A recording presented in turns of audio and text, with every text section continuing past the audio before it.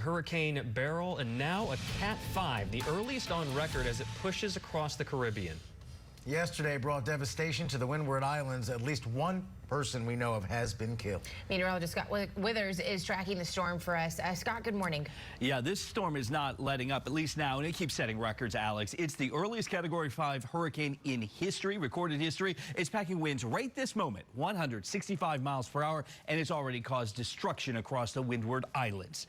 The hurricane hit the small island of St. Vincent as a major Category 4 storm, knocking out power, including at the hospitals. As Rob said, there's at least one confirmed death there. Now, over in Barbados, the storm surge flooded low-lying areas of the island, destroyed fishing businesses, and sunk a whole bunch of boats in the marinas. The waters there, fortunately, starting to recede. But guess what? They're going to come up. Those waters are going to come up really quickly over here in Jamaica, real fast. Here we go. Here is Beryl. Look how huge this thing is. There's the Windward Islands. Now, Puerto Rico is not going to get hit technically because the eye is down here, but it is already getting just covered with tropical storm wind and rain. That's going to last for hours today as this thing continues to move to the west through the Caribbean here. Now, here we are, Category 5. In case you didn't know, that's the highest that it can be, 157 miles per hour, sustained winds. We're already at 165, so this thing is a monster. It is going to weaken a little bit, but it's still going to get down to the Category 4 here over the next day or so. So this thing is going to wobble. Why is it happening? Look at this.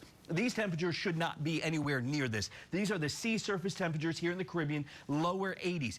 This is what we should see in September. After all summer long, it takes the water to get up this. Well, it never cooled down. We've set sea surface temperature records all year long, and that's what's just feeding this storm, and that's why it's just grown, rapidly intensifying into this monster. Putting this thing into motion. There it is right now, Category 5. Going to drop down later this afternoon to a 4 because it's getting some wind shear at the higher levels, and that's going to kind of knock it down a little bit. But by the time it gets to Jamaica tomorrow, it is going to still be a Category 3. That is a major storm. That is going to cause devastation across the island here. And it's really going to get, they're going to get up to a foot of rain and a storm surge of up to 5 feet. So even though the eye wall doesn't come ashore there, it is still going to cause significant problems. Then it heads towards the Yucatan Peninsula there. We've got a couple models here. You're going to see them moving. They're going to come this way. And it really depends on the high pressure system in the U.S. on where this thing goes. Right now, it's going to come through the Yucatan and head into Mexico. But there is a possibility that that thing could turn heading up into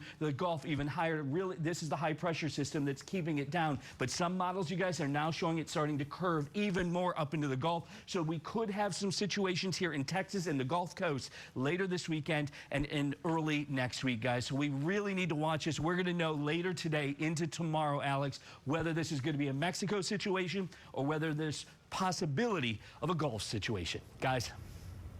All right, Scotty, thank you for the update. We'll be checking back in with you in just a bit.